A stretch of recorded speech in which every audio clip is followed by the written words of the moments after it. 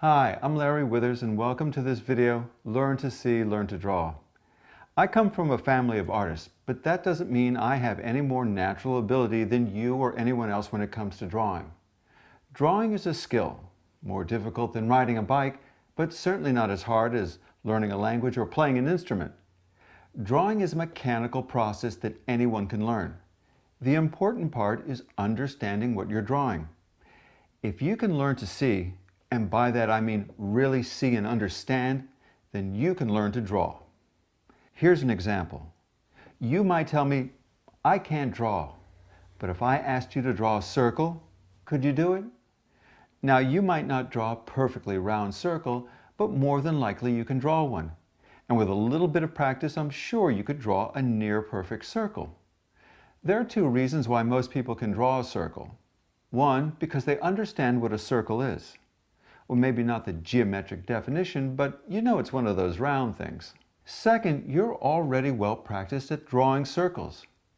Do you remember learning your alphabet? Do you remember writing the letter O?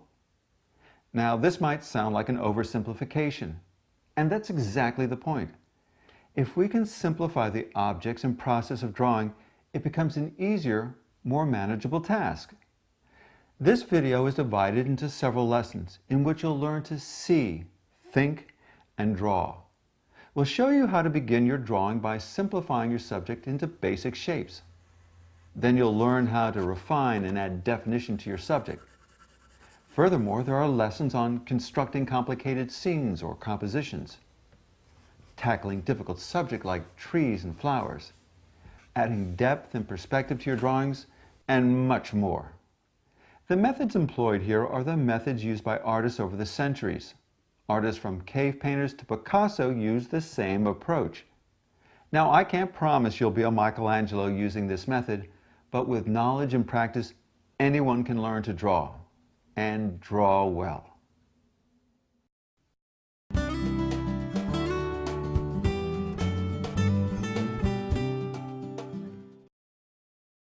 There are any number of drawing instruments from which to choose: charcoal, pen and ink, crayons. But to begin our study, I would suggest simple pencils, paper, and a good eraser. Pencils come in a variety of grades, classified from soft to hard. Pencils with the B designation are the softest.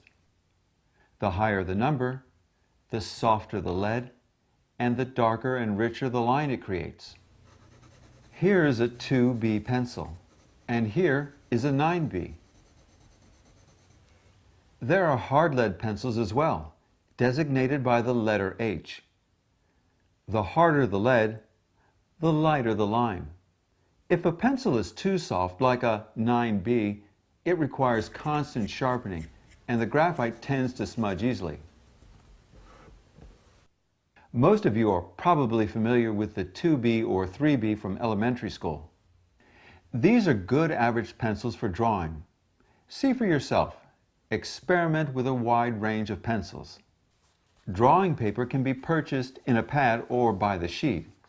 When selecting a drawing paper, you want to look for a sheet with some amount of texture or coarseness, called tooth. Now, tooth is important to grab and hold the graphite particles from the pencil. Avoid using glossy or slick papers. These papers won't accept graphite properly. There are other premium papers such as heavy vellum or paper with what's called a kid finish that are ideally suited for drawing. I've also used cold-pressed watercolor paper or printing paper. If you're interested in preserving your drawings, use 100% rag or acid-free paper. And avoid cheap papers. Over time, they'll yellow and become brittle.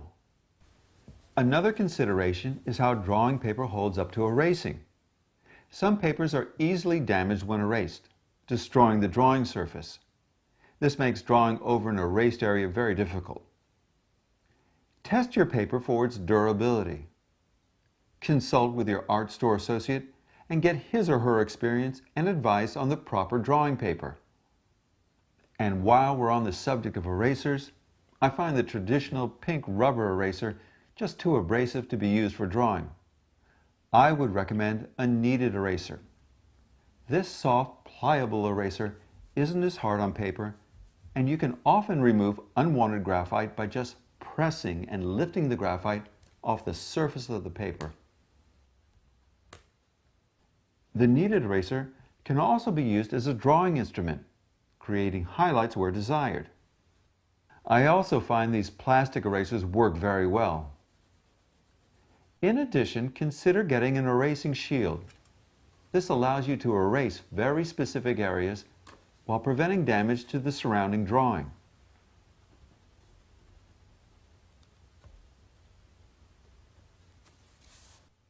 To sharpen your pencil, you can use a mechanical sharpener or even one of these small metal sharpeners, although they tend to remove as much graphite as wood casing. I prefer using a penknife. With a knife, I can whittle away more wood and expose more graphite. I can also shape my point to suit my purpose.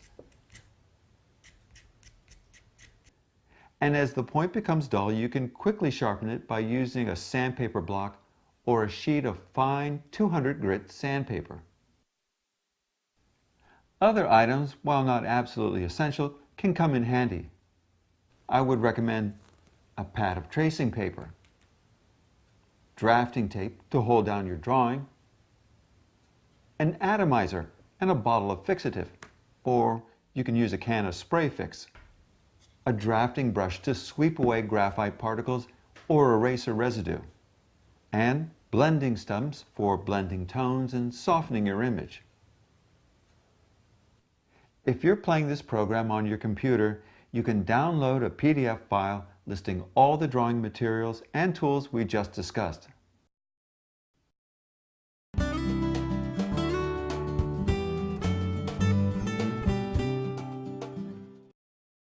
Welcome back.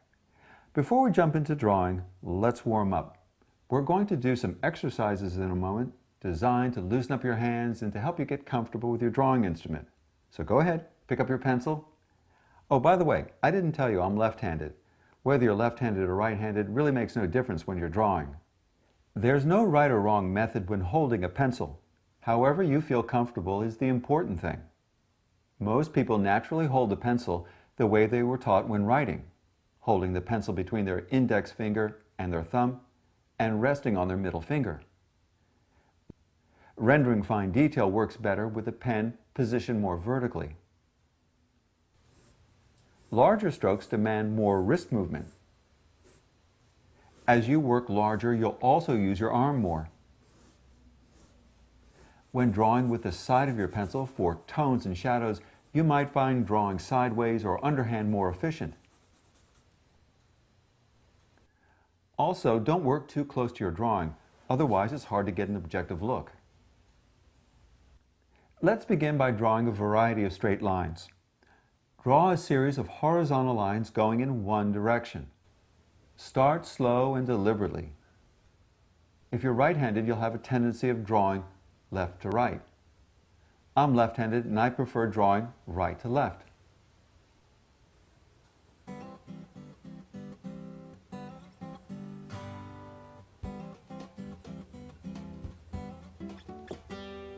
Then make your strokes a little more quickly.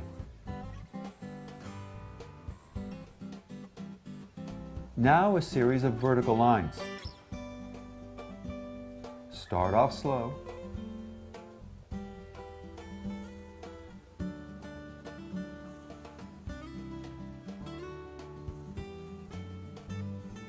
And then make your strokes more quickly.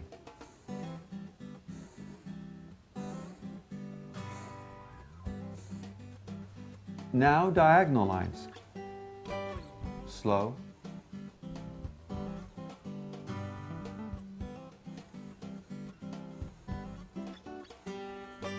And then increase speed.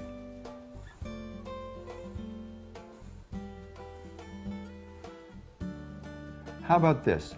Start your lines with a light stroke, but using increasing pressure toward the end of your stroke.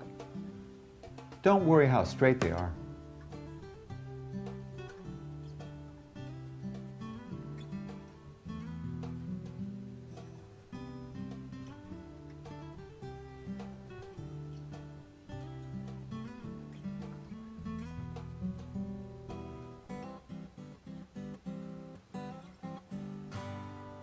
Now reverse it.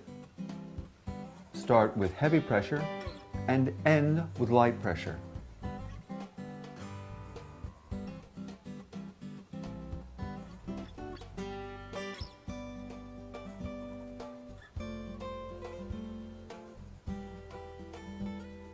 Here's a challenge. Start heavy, go light, and end heavy.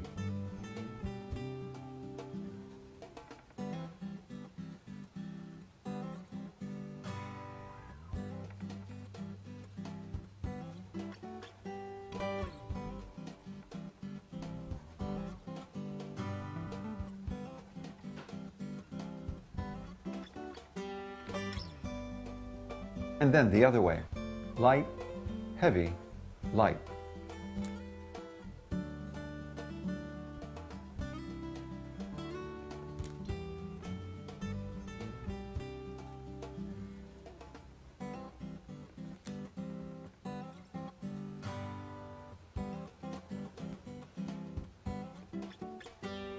Try a series of curved lines.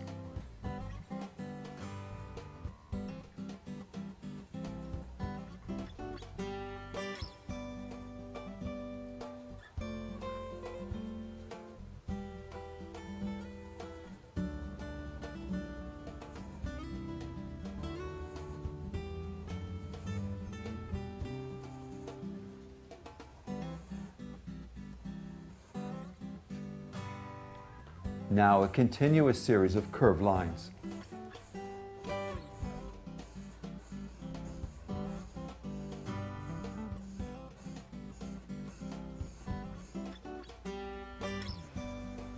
Draw a series of scribbles.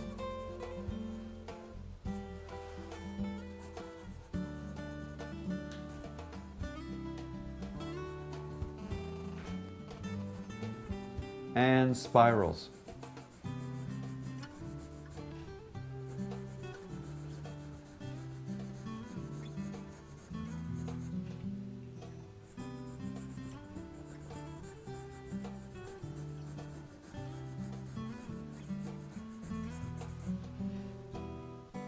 Try drawing figure eights.